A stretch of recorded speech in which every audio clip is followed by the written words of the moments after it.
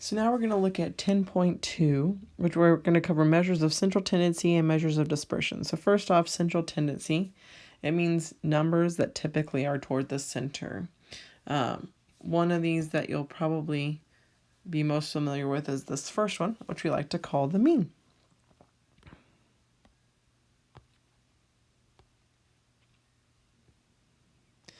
The mean is just a fancy name for finding the average.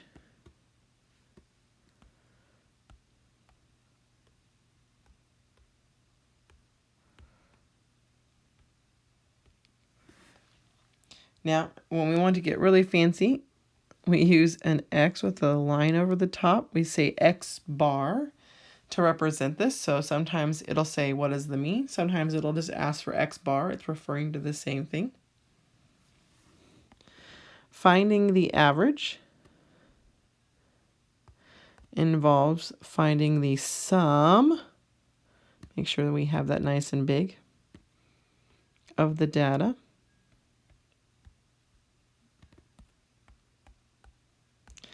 And then dividing it by the number of data values.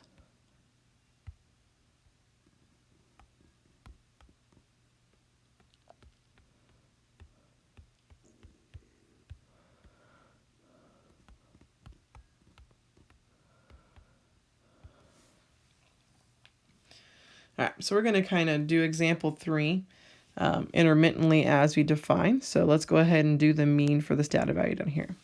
So the heights of 8 waterfalls in the state of Washington are listed below. Which measure of central tendency best represents the data? So once we get all 3 of them in, we'll kind of talk about why are there 3, which one's the best. But for right now, let's just focus in on the mean. So first, we're going to find the sum of the data. Normally, you are going to add this up in a calculator. What I would suggest is adding it up more than once just to make sure that you have done it correctly so that you can catch your own mistake. So I believe when you add this one up, you should get 10,752. May not be a bad idea to just make sure you can get that on your own. So that is the sum of these items. So to find the average height, we're going to divide that by the 8 data values that we have.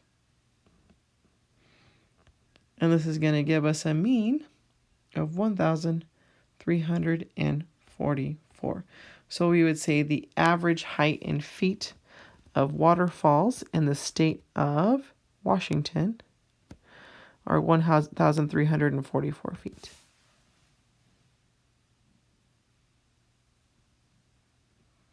All right, let's move on to our next one. So now we have our median.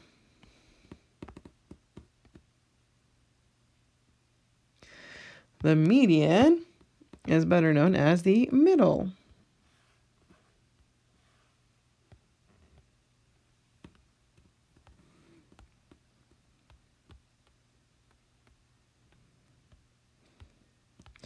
However, it's important to note that to find the middle of something, you need to have it in order. So it doesn't matter if it's least to greatest, greatest to least. You just need to make sure it is in numerical order.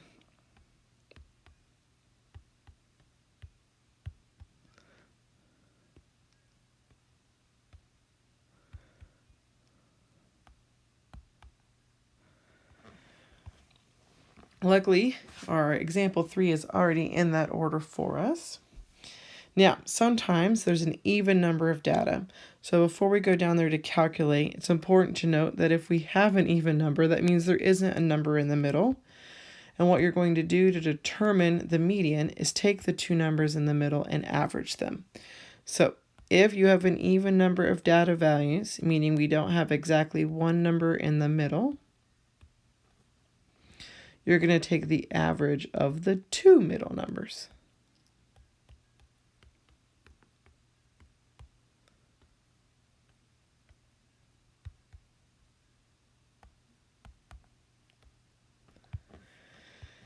So we have that situation here because we have 8 waterfalls. So technically, both of these numbers fall in the middle.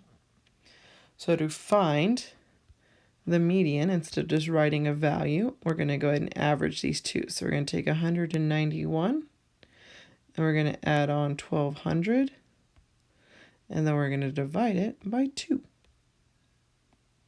That should give us a median of 1,195.5.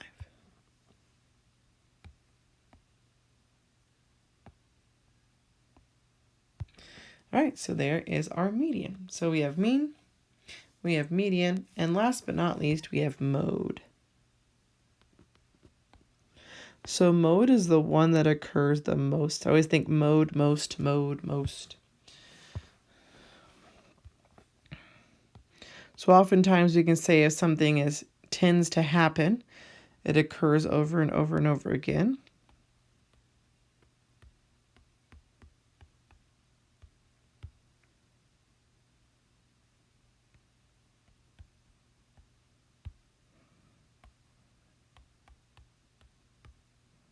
Oops.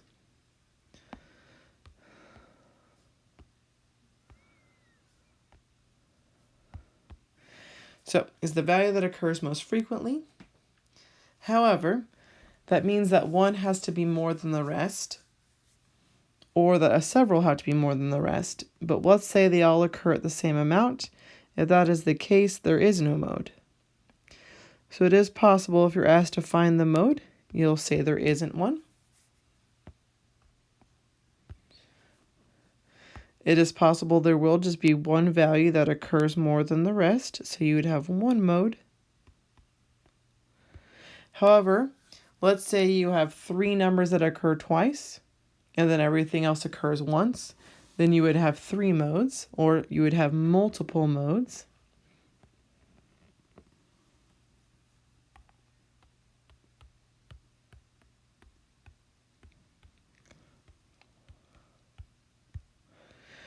Sometimes a word that's used to describe this is bimodal, meaning more than one. Technically, bi means 2, but you could have more than that.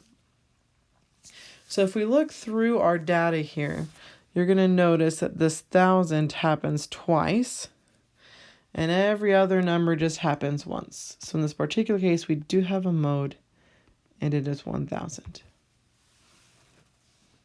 All right, so back to this question in our example here. Which measure of central tendency best represents the data? So the reason there's 3 measures is because sometimes, even though they are all very similar, sometimes they vary quite a bit. And this is one of those cases. So the mean got skewed because we have one waterfall here that is much larger than the rest. So you'll notice the mean actually falls somewhere between these last 2.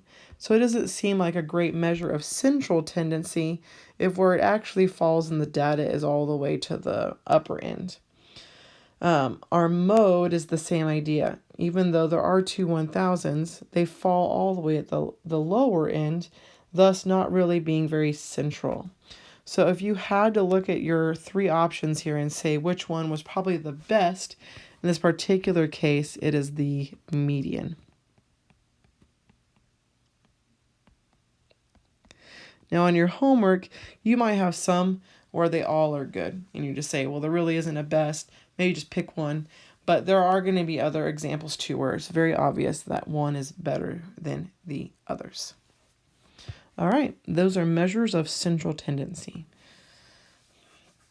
So last but not least, for lesson 10.2, measures of dispersion, meaning determining how far apart things are. So if I said the range of our test scores was 20, that would mean that's the distance between the highest score and the lowest score. So sometimes this dispersion can tell you a lot of information about your data values. So first let's define range. Range is the difference, meaning we're going to subtract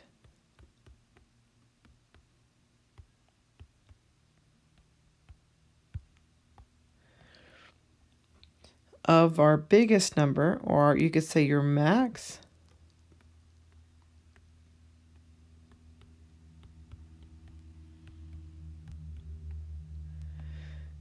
and your min.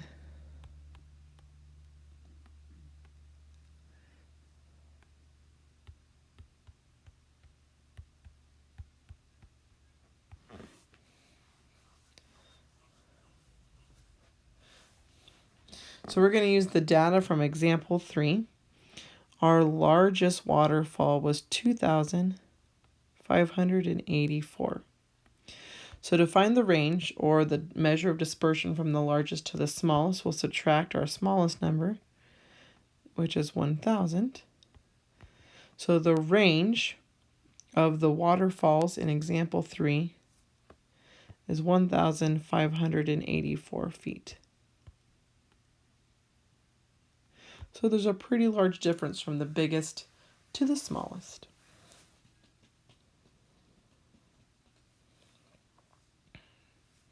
Which leads us to our mean absolute deviation.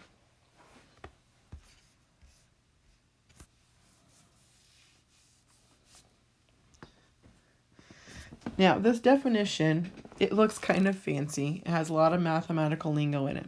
However, it looks scarier than it actually is. So first off, mean absolute deviation. Let me give you the mathy portion and then I can kind of break it down. So you're going to take a data set. One way to represent a set of data is just to refer to something with a subscript. So we could say the first data value is x sub 1, followed by our second data value, x sub 2. And you can do this until you get all the way to the largest one, which we're going to say is x sub n. N is often used as a holding value for whatever value it actually ends up being. So if this was example 3 above, there are 8 waterfalls. So you would have x sub 1 all the way up to x sub 8. So n represents however many data values there are for that. Now, the purpose of mean absolute deviation is to find the average distance that a data value falls from the mean. To calculate it, again, this is going to be very mathy looking, but I promise you we'll break it down, is you need to find out how far is each data value from the mean.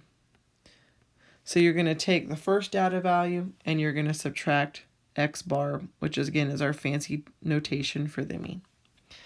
Now you're going to take the absolute value of this, because depending on which one is bigger, subtracting could end up giving you a negative value, but we want it to be positive. So we find the difference, we make it positive. Then we repeat. So we're going to do this again, but now we're going to do it with the second data value. How far away is it from the mean? And then we repeat this process until we get to our final data value.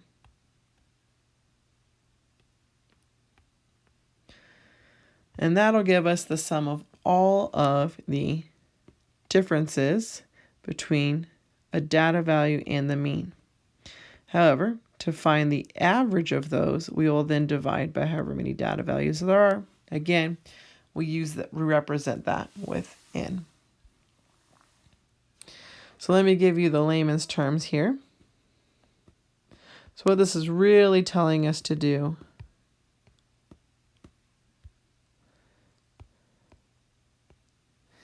is to find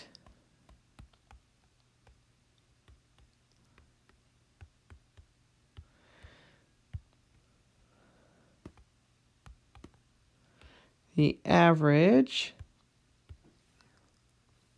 distance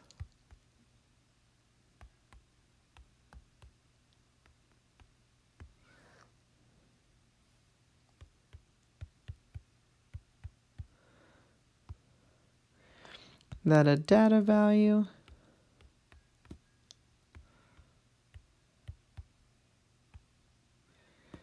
is from the mean.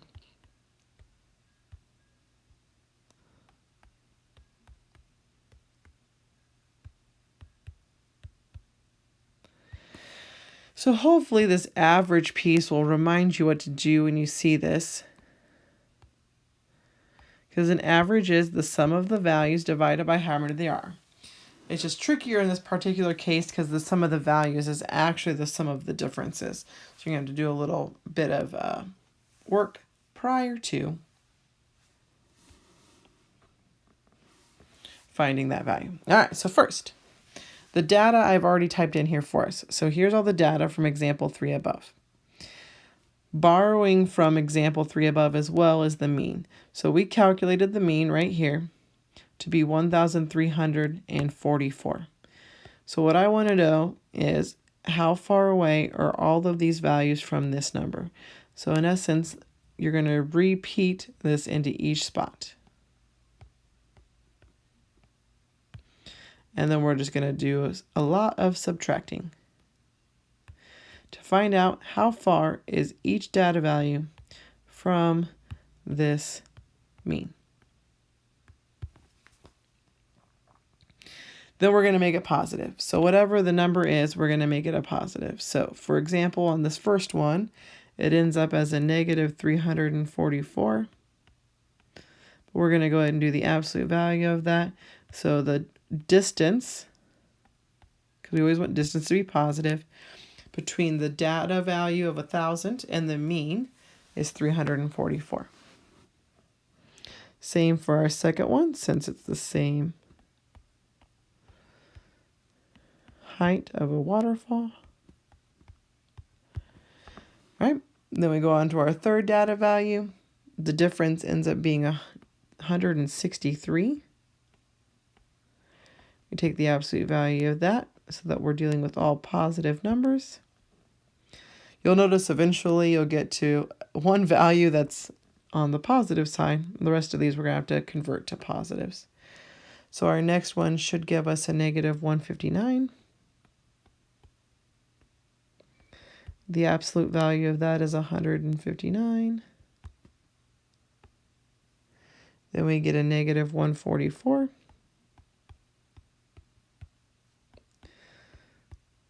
Take the absolute value. Next we get negative 76. Again, take the absolute value. And you don't have to write both those steps. Just note that it needs to be positive. So sometimes you can just go ahead and write it as positive. The next one should be a difference of 16. And then last but not least, a difference of 1,240, which we will just leave as that. So I'm going to scooch this over. All right. So, original data value. Find the mean. Find out how far is each data value from that mean. That is represented here by these numbers. So our goal now is to find the sum of these numbers.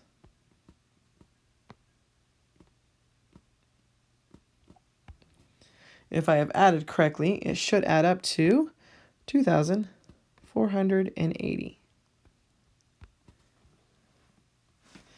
Then we divide by the number of data, which again is 8 waterfalls, to find out that the average distance that a data value is from the mean is 310. Now, it may not seem important to find something like this when it comes to just heights of a waterfall, but let's say we take a test and I tell you that the average was a 75.